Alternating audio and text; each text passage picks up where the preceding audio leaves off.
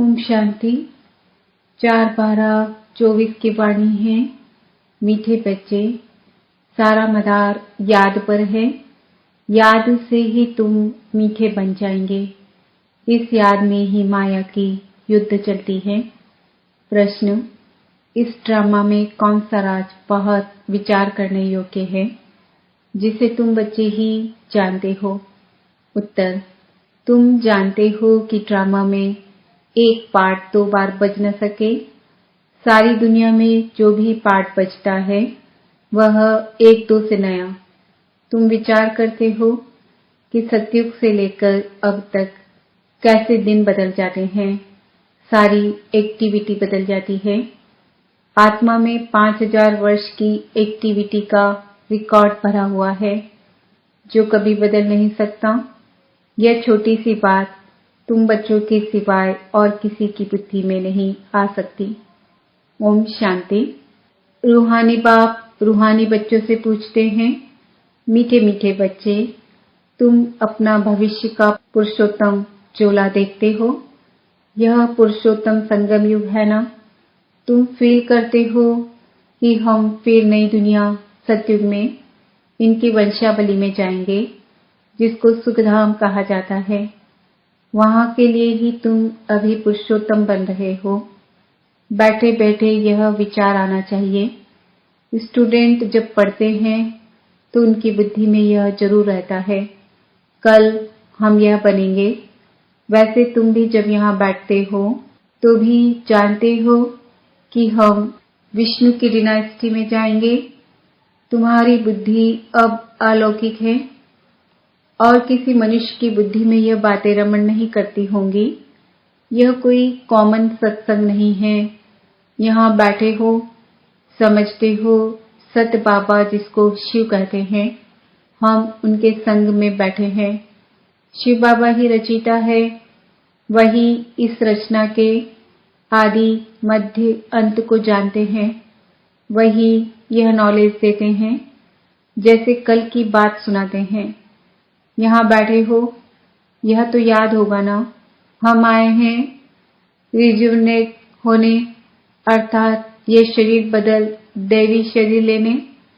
आत्मा कहती है हमारा यह तमो प्रधान पुराना शरीर है, इसको बदलकर ऐसा शरीर लेना है। कितनी सहज एम ऑब्जेक्ट है। पढ़ाने वाला टीचर जरूर पढ़ने वाले स्टूडेंट से होशियार होगा ना। पढ़ाते हैं, अच्छे कर्म भी सिखलाते हैं। अभी तुम समझते हो हमको ऊंच से ऊंच भगवान पढ़ाते हैं, तो जरूर देवी देवता ही बनाएंगे। यह पढ़ाई है ही नई दुनिया के लिए, और किसको नई दुनिया का जरा भी पता नहीं है। यह लक्ष्मी नारायण नई दुनिया के मालिक थे।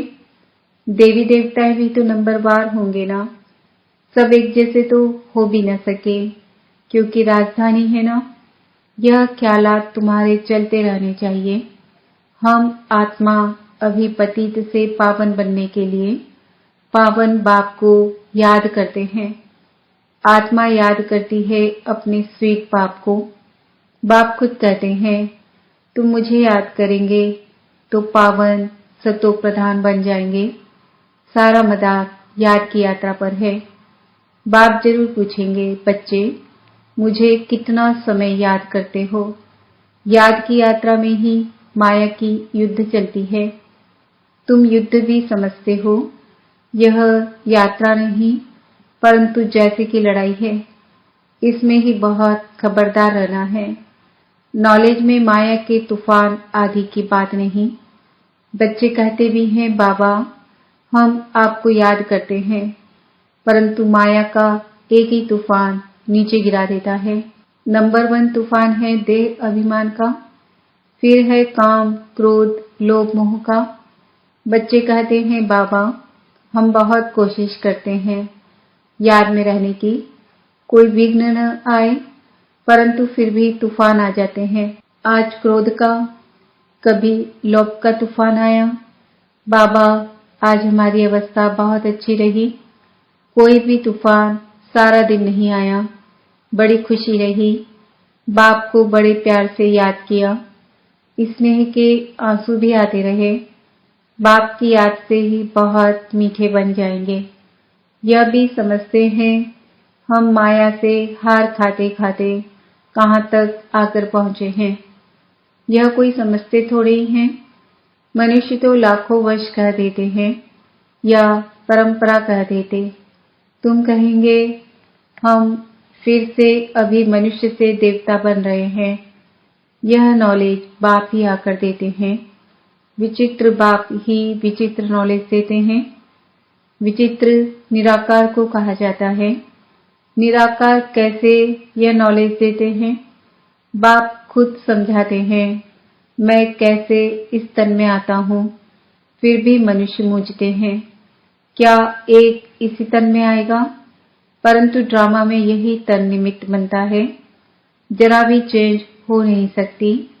यह बातें तुम ही समझकर और दूसरों को समझाते हो।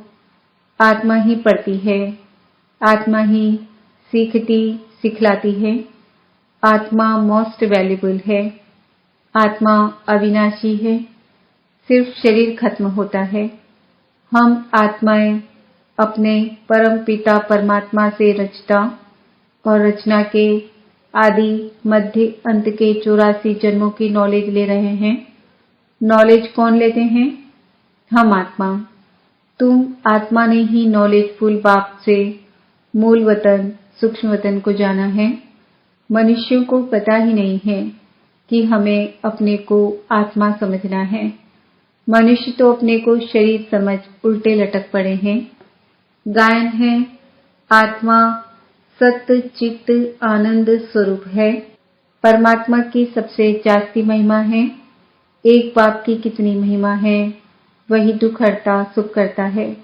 मच्छर आदि की तो इतनी महिमा नहीं करेंगे कि वह दुख हरता सुख करता ज्ञान का सागर है। नहीं, यह है बाप की महिमा।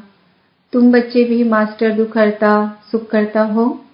तुम बच्चों को भी यह नॉलेज नहीं थी, जैसे बेबी बुद्धि थे।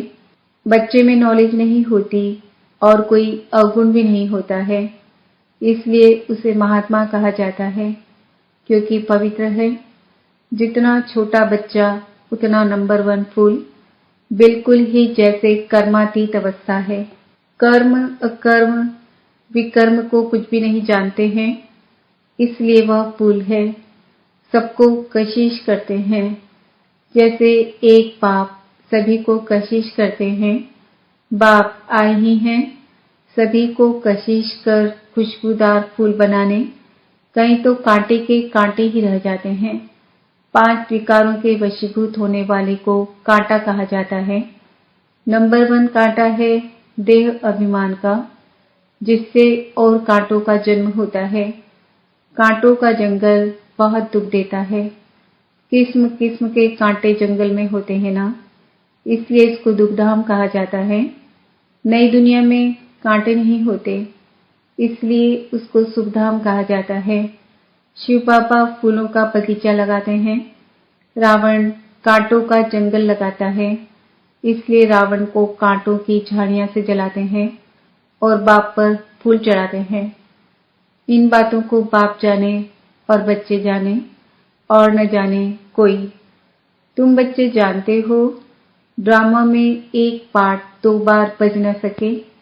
बुद्धि में है, सारी दुनिया में जो पार्ट बजता है वह 1-2 से नया। तुम विचार करो, सतयुग से लेकर अब तक कैसे दिन बदल जाता है। सारी एक्टिविटी ही बदल जाती है। 5000 वर्ष की एक्टिविटी का रिकॉर्ड आत्मा में भरा हुआ है, वह कभी बदल नहीं सकता। हर आत्मा में अपना अपना पार्ट भरा हुआ है। यह छोटी सी बात भी कोई की बुद्धि में आ न सके। इस ड्रामा के पास्ट प्रेजेंट और फ्यूचर को तुम जानते हो। यह स्कूल है ना। पवित्र बन बाप को याद करने की पढ़ाई बाप पढ़ाते हैं। यह बातें कभी सोची थी कि बाप आकर ऐसे पतित से पावन बनाने की पढ़ाई पढ़ाएंगे। इस पढ़ाई से ही हम विश्व के मालिक बनेंगे। भक्ति मार्ग के पुस्तक ही अलग है, उसको कभी पढ़ाई नहीं कहा जाता है। ज्ञान के बिना सद्गति हो भी कैसे? बाप बिना ज्ञान कहाँ से आए जिससे सद्गति हो? सद्गति में जब तुम होंगे तब भक्ति करेंगे? नहीं, वहां है ही अपार सुख, फिर भक्ति किस लिए करें? यह ज्ञान अभी ही तुमको मिलता है। सारा ज्ञान आत्मा में रहता है। आत्मा का कोई धर्म नहीं होता। आत्मा जब शरीर धारण करती है फिर कहते हैं फलाना इस धर्म का है। आत्मा का धर्म क्या है? एक तो आत्मा बिंदी मिसल है और शांत स्वरूप है, शांति धाम में रहती है। अभी बाप समझाते हैं सभी बच्चों का बाप पर हक है। बहुत बच्चे हैं जो और धर्मों में कन्वर्ट हो गए हैं।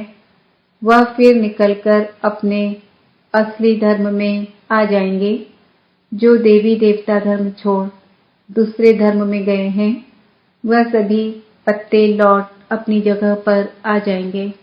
तुम्हें पहले पहले तो बाप का परिचय देना है। इन बातों में ही सब मुझे हुए हैं। तुम बच्चे समझते हो अभी हमें कौन पढ़ाते हैं? बेहद का बाप श्री कृष्ण तो देहधारी है।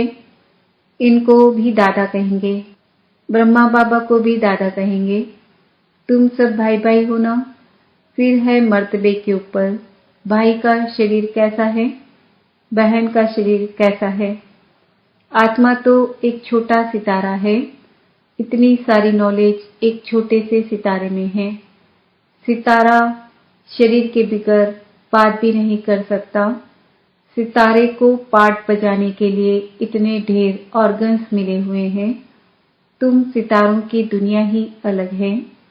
आत्मा यहाँ आकर फिर शरीर धारण करती है। शरीर छोटा बड़ा होता है। आत्मा ही अपने बाप को याद करती है। वह भी जब तक शरीर में है। घर में आत्मा बाप को याद करेगी नहीं। वहां कुछ भी मालूम नहीं पड़ता हम कहाँ हैं।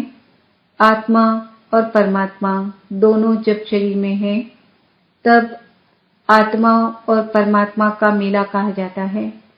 गायन भी है, आत्मा और परमात्मा अलग रहे बहुकाल। कितना समय अलग रहे याद आता है? कितना समय अलग रहे? सेकंड सेकंड पास होते 5000 वर्ष बीत गए। फिर 1 नंबर से शुरू करना है। एक्यूरेट हिसाब है। अभी तुमसे कोई पूछे इसने कब जन्म लिया था तो तुम एक्यूरेट बता सकते हो। श्री कृष्ण ही पहले नंबर में जन्म लेता है। शिव का तो कुछ भी मिनट सेकंड नहीं निकाल सकते। श्री कृष्ण के लिए तिथि तारीख मिनट सेकंड निकाल सकते हो। मनुष्यों की घड़ी में फर्क पड़ सकता है। शिव बाबा के अवतरण में तो बिल्कुल फर्क नहीं पड़ सकता। पता ही नहीं पड़ता कब आया। ऐसे भी नहीं साक्षात्कार हुआ तब आया, नहीं अंदाज लगा सकते हैं। मिनट सेकंड का हिसाब नहीं बता सकते। उनका अवतरण भी अलौकिक है। वह आते ही हैं बेहद की रात के समय। बाकी और भी जो अवतरण आदि होते हैं उनका पता पड़ता है। आत्मा शरीर में प्रवेश करती है, छोटा चोला पहनती है, फिर धीरे धीरे बड़ा होता है। शरीर के साथ आत्मा बाहर आती है। इन सभी बातों को विचार सागर मंथन कर फिर औरों को समझाना होता है। कितने ढेर मनुष्य हैं, एक न मिले दूसरे से। कितना बड़ा मांडवा है, जैसे बड़ा हॉल है जिसमें बेहद का नाटक चलता है। तुम बच्चे यहाँ आते हो नर से नारायण बनने के लिए। बाप जो नई सृष्टि रचते हैं उसमें ऊंच पद लेने के लिए। बाकी यह जो पुरानी दुनिया है वह तो विनाश होनी है। बाबा द्वारा नई दुनिया की स्थापना हो रही है। बाबा को फिर पालना भी करनी है। जरूर जब यह शरीर छोड़े तब फिर सतयुग में नया शरीर लेकर पालना करे। उसके पहले इस पुरानी दुनिया का विनाश भी होना है। बम्बोर को आग लगेगी, पीछे यह भारत ही रहेगा। बाकी तो खलास हो जाएंगे। भारत में भी थोड़े बचेंगे। तुम अब मेहनत कर रहे हो कि विनाश के बाद फिर सजाएं न खाएं। अगर विकर्म विनाश नहीं होंगे तो सजाएं भी खाएंगे और पद भी नहीं मिलेगा। तुमसे जब कोई पूछते हैं तुम किसके पास जाते हो तो बोलो शिव बाबा के पास, जो ब्रह्मा के तन में आया हुआ है। यह ब्रह्मा कोई शिव नहीं है। जितना बाप को जानेंगे तो बाप के साथ प्यार भी रहेगा। बाबा कहते हैं बच्चे, तुम और कोई को प्यार नहीं करो और संग चार तोड़ एक संग जोड़ो। जैसे आशिक माशिक होते हैं ना, यह भी ऐसे हैं। 108 सच्चे आशिक बनते हैं, उसमें भी 8 सच्चे सच्चे बनते हैं। 8 की भी माला होती है ना। 9 रत्न गाए हुए हैं, 8 दाने, 9वां बाबा। मुख्य है 8 देवताएं, फिर 16,108 शहजादे शहजादियों का कुटुंब बनता है। त्रेतांत तक बाबा तो हथेली पर बहिष्ट दिखलाते हैं। तुम बच्चों को नशा है कि हम तो सृष्टि के मालिक बनते हैं, बाबा से ऐसा सौदा करना है। कहते हैं कोई बिरला व्यापारी यह सौदा करे, ऐसे कोई व्यापारी थोड़ी हैं। तो बच्चे ऐसे उमंग में रहो। हम जाते हैं बाबा के पास। ऊपर वाला बाबा दुनिया को मालूम नहीं है, वो कहेंगे कि वह तो अंत में आता है। अब वही कलयुग का अंत है, वही गीता महाभारत का समय है, वही यादव जो मुसल निकाल रहे हैं, वही कौरवों का राज्य और वही तुम पांडव खड़े हो। तुम बच्चे अभी घर बैठे अपनी कमाई कर रहे हो। भगवान घर बैठे आया हुआ है, इसलिए बाबा कहते हैं कि अपनी कमाई कर लो। यही हीरे जैसा जन्म अमोलक गाया हुआ है। अब इसको कौड़ी बदले खोना नहीं है। अब तुम इस सारी दुनिया को रामराज्य बनाते हो। तुमको शिव से शक्ति मिल रही है। बाकी आजकल कईयों की अकाल मृत्यु भी हो जाती है। बाबा बुद्धि का ताला खोलता है और माया बुद्धि का ताला बंद कर देती है। अब तुम माताओं को ही ज्ञान का कलश मिला हुआ है। अबलाओं को बल देने वाला वह है। यही ज्ञान अमृत है। शास्त्रों के ज्ञान को कोई अमृत नहीं कहा जाता है। अच्छा, मीठे मीठे सिकिलते बच्चों प्रति माता पिता बाप दादा का याद प्यार और गुड मॉर्निंग। रूहानी बाप की रूहानी बच्चों को नमस्ते। हम रूहानी बच्चों की रूहानी माता पिता बाप दादा को याद प्यार गुड मॉर्निंग नमस्ते ओम शांति। धारणा के लिए मुख्य सार, एक बाप की कशिश में रहकर खुशबूदार फूल बनना है। अपने स्वीट बाप को याद कर देह अभिमान के कांटे को जला देना है। इस हीरे तुल्य जन्म में अविनाशी कमाई जमा करनी है। कौड़ियों के बदले इसे गंवाना नहीं है। एक बाप से सच्चा प्यार करना है। एक के संग में रहना है। वरदान, ब्राह्मण जीवन में सदा खुशी की खुराक खाने और खुशी बांटने वाले खुश नसीब भव। इस दुनिया में आप ब्राह्मणों जैसा खुश नसीब कोई हो नहीं सकता, क्योंकि इस जीवन में ही आप सबको बाप दादा का दिल तख्त मिलता है। सदा खुशी की खुराक खाते हो और खुशी बांटते हो। इस समय बेफिक्र बादशाह हो। ऐसी बेफिक्र जीवन सारे कल्प में और किसी भी युग में नहीं है। सत्युग में बेफिक्र होंगे, लेकिन वहां ज्ञान नहीं होगा। अभी आपको ज्ञान है, इसलिए दिल से निकलता है, मेरे जैसा खुश नसीब कोई नहीं। स्लोगन, संगम युग के स्वराज्याधिकारी ही भविष्य के विश्व राज्याधिकारी बनते हैं। ओम शांति। आज का सम्मान है, मैं आत्मा खुश नसीब हूँ।